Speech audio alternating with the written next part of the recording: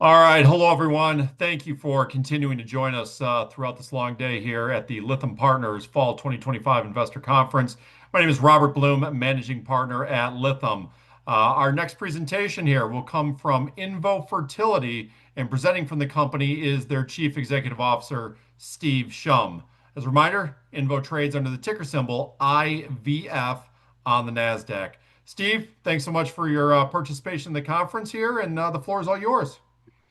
Thank you, Robert. Thank you, everyone, for listening.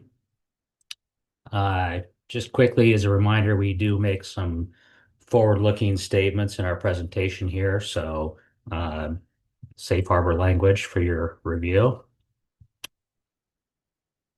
So we are a specialty healthcare company. As our name implies, we're very focused in the fertility marketplace. Over the last few years, we've actually expanded our scope and our strategy within this market. As a result of that expanded focus, over the last couple of years, we've seen our revenue growth improve. We've improved our bottom line performance as well. Acquisitions are very much part of this expanded strategy, and we'll talk a little bit more about that here in a minute. And I would say that this market has a number of positive trends, macro trends that help drive the industry, and we believe we're beneficiaries of as well. So the company was originally founded on a device technology. We still have that device today. It's part of our operation. But as I mentioned, we expanded our focus over the last few years into the services side of the business with a focus on operating fertility clinics. As I mentioned, there's a number of macro trends that are occurring in the industry. There's a very high percentage of reproductive age patients that are suffering from infertility. This results in a very large number of patients globally. That doesn't imply that all those patients are necessarily seeking care, but when you compare that against the number of procedures or treatment that is happening in the marketplace, you can see that there's a potentially very large unmet need and a very large number of patients that go untreated. And, a number of countries, including right here in the US, governments have been more actively involved in trying to help promote care and help patients that are in need of care through various programs. So, focusing on our fertility clinics, we currently operate three clinics. Two of these clinics were operations that we built from scratch, one in Atlanta, Georgia, and one in Birmingham, Alabama. Subsequent to those building those first two clinics, we then sought to further accelerate our plans through by way of acquiring existing operations. We did our first acquisition with a clinic in Wisconsin. This is actually our largest clinic currently in terms of pure volume. It's also our most profitable clinic out of the three operations. Our clinic, because of our focus in clinics, you can see that our revenue growth has improved over the last number of years, and we believe we'll continue to expand that. As we look forward, look ahead, our growth strategy is really focused in three key areas. Our most immediate near-term focus is continuing to look at potential acquisitions. We believe relative to our size, we have a very robust pipeline of potential clinics that we could acquire. We're very focused on this effort. We're targeting, clinics that are around anywhere from a little bit smaller than Wisconsin to around that size, that are existing operations. They're already profitable. And again, this is our most immediate targeted focus. This is really important to us in terms of reaching our corporate goals of bringing the overall company to a profitable state next year. As part of this, our acquisition approach and our clinic activities, and because of our original foundation as a technology company, We also are seeking to, potentially integrate other unique, innovative technologies into our clinics that can both benefit patients as well as our clinic operations. So today we utilize our own INVO technology, but again, we're looking for other innovative technologies that can, help our operations and provide patient benefits as well as operational benefits. From a longer term standpoint, we do see an opportunity to continue to build brand new clinics from scratch. Um, and that's something that we'll look to do as we reach our initial goals and bring the overall business to a profitable state. Digging a little deeper into our first acquisition that we did. Again, this was the Wisconsin Fertility Institute. This was a clinic that has been well established in its local market. It's for a number of years been rated or ranked in the top 100 fertility clinics in the U.S. We believe we have a very strong team in place with room for growth. This clinic does have additional capacity, so despite its very strong operating performance and profitability, there is room for growth in the practice. We've recently started to implement various strategies and marketing programs to help drive additional growth in the practice. So this is an area that we see as low-hanging fruit to expand revenues and performance of the overall company. From a deal structure standpoint, we acquired this clinic under a structure that we essentially paid for the acquisition over a 3-year period, and the valuation was based on the EBITDA performance of the clinic at the time we acquired it. In terms of looking at part of our longer term strategy to build additional practices from scratch, again, we did that as our first 2 clinics. These were brand new practices. The one in Atlanta, Georgia is the example here. This clinic is more focused on providing our INVO technology, our device technology, which provides for a slightly alternative methodology to treating fertility. It's called the IBC procedure. It's often why we refer to this clinic as an INVO center because it's focused on providing care utilizing our original INVO device. We have a good team in place. Here again, we see opportunities to grow this practice. This will involve bringing in additional resources in terms of people, as well as implementing some of the marketing programs that were similar to what we're doing in the Wisconsin practice. This clinic is essentially break even. It's been up and running for the last few years, and we have not had to provide ongoing financial support. And obviously, initially when we first built it, we had to continue to invest in it until it got to a level that was self-sustaining. It's now at that level. So when we look to attract additional partners, whether it be acquisitions or just additional folks to join our team, we think we can offer a number of unique advantages, especially as a public company. One of our go-forward strategies, especially in terms of acquisitions, is to target structuring a little bit differently than what we did with Wisconsin.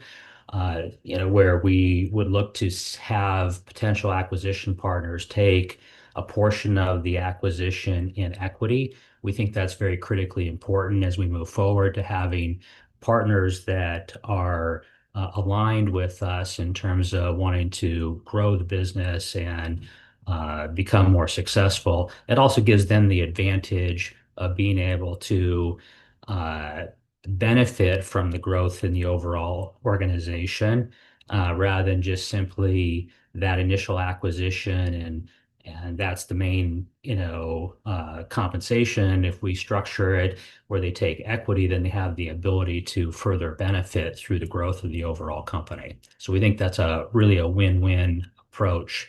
And of course, if we're bringing in individual people to join the organization and help expand our existing operations, there again, as a public company, having equity as an incentive to allow people to benefit from the success together in growing the organization.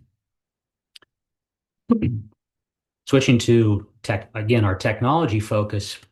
So again, we are driving the bulk of our revenue at this point from our clinic operations, but because of our original heritage as a technology company, we see the opportunity to bring unique and innovative leading edge technologies into the practice to both benefit patients as well as benefit our clinic operations. And so this goes beyond just our INVO device, which is important to us, but we are seeking other technologies that we could implement into the clinics that we think can add benefit.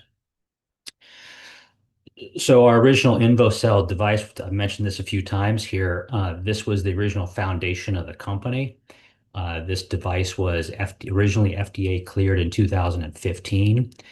Through the multiple years of real world usage of the device, we subsequently sought to expand our labeling of the device through a 510(k) using that real world outcome data from the original approval. And so we did that and successfully saw that 510(k) get cleared in 2023. And the comparison, this is the data set basically that allowed that approval to occur, that clearance to occur. And you can see that we often refer to INVOcell as a treatment option that has comparable outcomes and success rates to conventional IVF. From a financial standpoint, we've put up here our last couple of years as well as quarterly results. One thing to note in these financial results is we did venture into even further expanded strategy with the company last year, where we looked to combine with a traditional drug development business. We thought that we could, uh, create a more comprehensive company by doing both drug development and our core fertility operations. We actually concluded that transaction, acquired it, and through subsequent interaction with the market and recognizing that as a small company that didn't garner as much support as we envisioned, we collaborated with both our key stakeholders as well as that acquired company, and we made a decision to actually divest it. So we divested a majority ownership of that drug development business. We still retain a minority stake, but it's no longer consolidated in our operating results on a go-forward basis. So the point here I'm making is there's a fair amount of noise in our financial statements over the last year and a half or so as a result of that transaction, of concluding that transaction and then basically divesting it. What's important is the bottom line, the EBITDA, adjusted EBITDA is essentially an adjusted number that isolates just our core fertility operations. And there you can see over the last couple of years and the most recent quarters that we've been improving our operating results from our core fertility operations. That's largely a function of our acquisition strategy and acquiring the Wisconsin Fertility Institute. That had a big impact on improving our overall operations, both from a revenue standpoint as well as from an adjusted EBITDA standpoint. And this is really why we're hyper focused on a go forward basis of seeking out additional existing clinic operations, established clinic operations that are profitable, that we can structure a positive win-win transaction to bring into the fold and incorporate into our operations. We think that is one of the fastest pathways to bring our overall operation to a profitable state. And by the way, we expect to have some updates on our acquisition approach in the not too distant future. So again, this is an exciting area for us. We think there are quite a few remaining individual operated clinics out there that are attractive acquisition candidates. And again, relative to our size, we think we have a very robust pipeline of activity and discussion and great discussions going on. Few balance sheet highlights. Again, because of that, last year's merger activity and divesting activity with that drug development business. There's some noise in the financials or in the balance sheet as well, but it's essentially on a go forward basis now just our core fertility operations. From a capitalization standpoint, we have about a little over 4 million shares outstanding. Our market cap's around 4 million. Uh, you can see that in our details.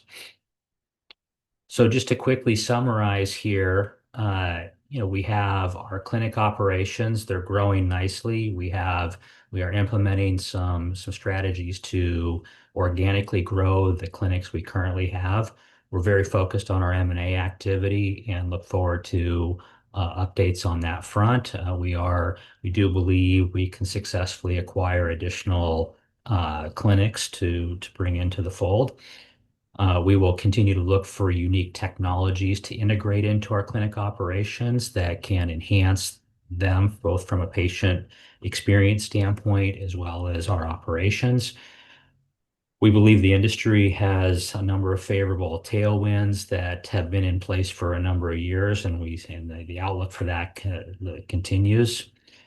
And for us, we believe the combination of these various takeaways can lead this company into EBITDA positive next year and profitability the following year.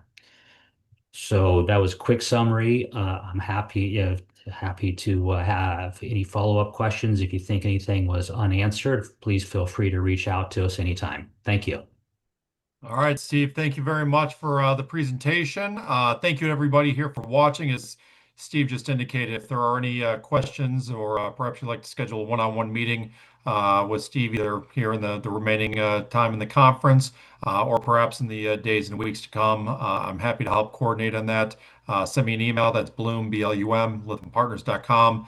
Learn more about Lytham, please visit our website or make sure to stay connected to us on LinkedIn so you can be alerted to future events such as the discussion here with Steve at INVO. So again, enjoy the conference, everyone. Thank you so much for your time here today. Steve, thank you very much for the presentation. Thank you.